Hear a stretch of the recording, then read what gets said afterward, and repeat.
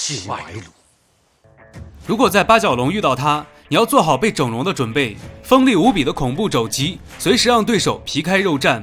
不信被他一肘击中，那就只能结束比赛。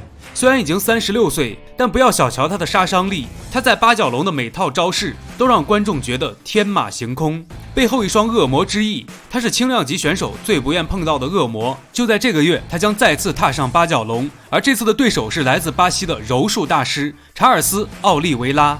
说起地面的绞杀能力，三角锁、蟒蛇脚、断头台等等，都是他吞噬对手的手段。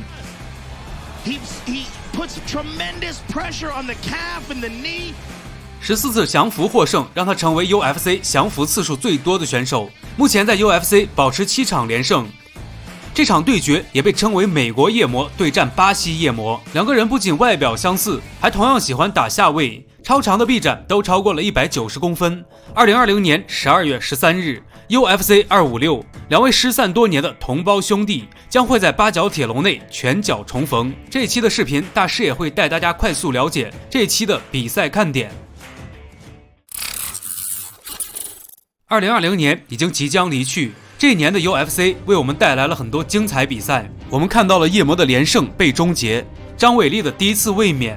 当然还有小鹰完成29连胜后潇洒退役，这也预示着轻量级即将面临重新洗牌。每一位选手都在跃跃欲试，就连已经退役的嘴炮康纳也在明年重返八角笼比赛。在2021年1月24日 UFC 257对战钻石哥，原本以为这期间的轻量级会像白开水一样枯燥无味，但是看到本周夜魔出战，就足够让拳迷眼前一亮。他的比赛总能让人感到兴奋，是一位不折不扣的放血狂魔。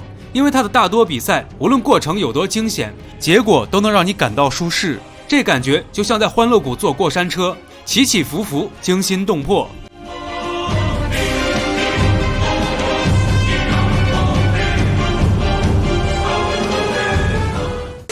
有一场比赛至今难忘，2018年的 UFC 229，夜魔对战飞踢哥安东尼佩蒂斯。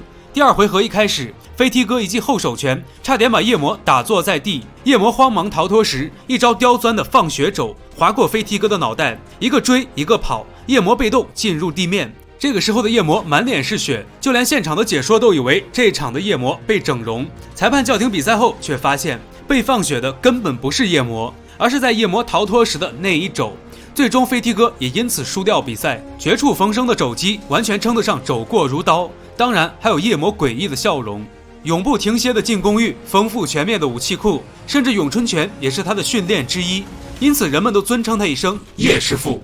原本 UFC 256的主战赛并没有安排夜魔，而是中量级冠军乌斯曼对战挑战者伯恩斯，但是乌斯曼却表示自己还没有准备好，需要更多的时间备战，所以中量级的冠军战被推迟，才让这一期的主赛出现空位。夜魔听到消息后第一个站出来，表示自己已经准备好，随时可以进入八角笼战斗，无论对手是谁都可以打。这里要先膜拜一下夜魔，不挑对手的性格很硬核。现阶段的夜魔需要一场比赛来证明自己的状态和斗志。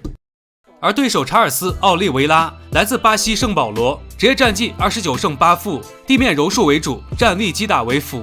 或许很多人对他还不太了解，会误以为他是 UFC 的新手。其实他比夜魔还早1个月出道，夜魔是在2008年4月12日在美国踏上八角笼，奥利维拉是在2008年3月15日在巴西踏上八角笼。不仅外表和打法相似，就连出道的时间也是前后脚。奥利维拉目前保持着7战连胜，也是 UFC 最可怕的降服机器。凭借强大的柔术造诣，在铁笼内任意绞杀对手，只要被他抓住一点机会，就会干脆利落地做出动作。断头台、背后裸脚、肌肉切，随心所欲，说来就来。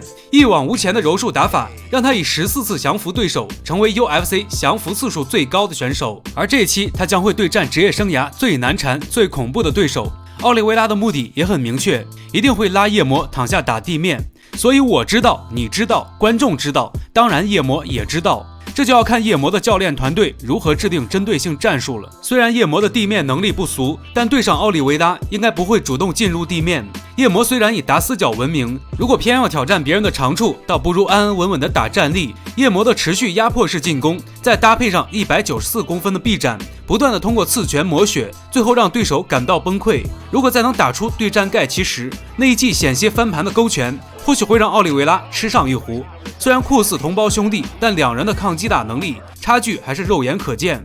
奥利维拉的下巴如果是玻璃级别，那夜魔就是钻石级。在 UFC 249对战贾斯汀盖奇，就是对夜魔下巴的一次检验。盖奇是谁？轻量级的平头哥，每次比赛不是你死就是我亡，能让对手躺下就绝不让站着。在 UFC 保持着100%终结率，一场比赛夜魔就吃了143拳，虽然输掉比赛，但还是没能被击倒。盖奇的拳质如果放在牛仔巴布萨身上，或许根本就不用这么麻烦，几次精准命中就能当场昏睡，也证明了夜魔的抗击打能力在轻量级绝对属于顶级，也是在站立对决中不可忽视的加分项。奥利维拉更喜欢打地面，之前的站立技术更多是为了给地面铺路，但是就在上一场对战凯文里的比赛，可以明显感觉到站立技术的进步。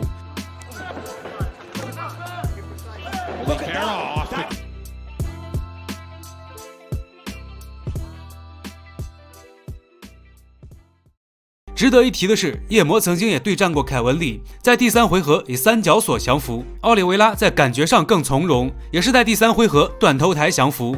所以这场很想看看奥利维拉能不能带来更多的惊喜。但是夜魔也绝对不是吃素，轻量级的4大天王，虽然年龄比对手大上5岁，但综合实力还在一线队伍。这一战对夜魔的意义也很大。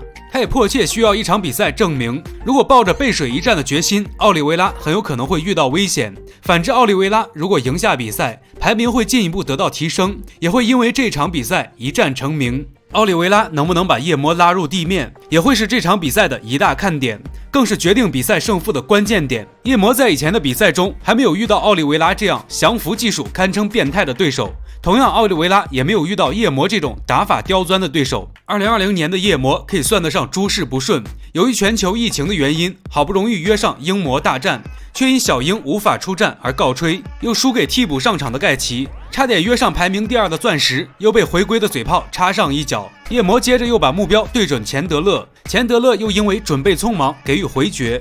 夜魔讨厌被晾在一边的感觉，不死的冠军之心让他渴望继续战斗。这一天终于到来，夜魔的全新造型可能也在预示着他会成为八角笼里的合法杀手。夜魔的比赛且看且珍惜。第10行星对战巴西柔术，美国夜魔对战巴西夜魔，究竟谁会拿下这场比赛？就在12月13号 UFC 256 2020年轻量级收官大战，千万不要错过。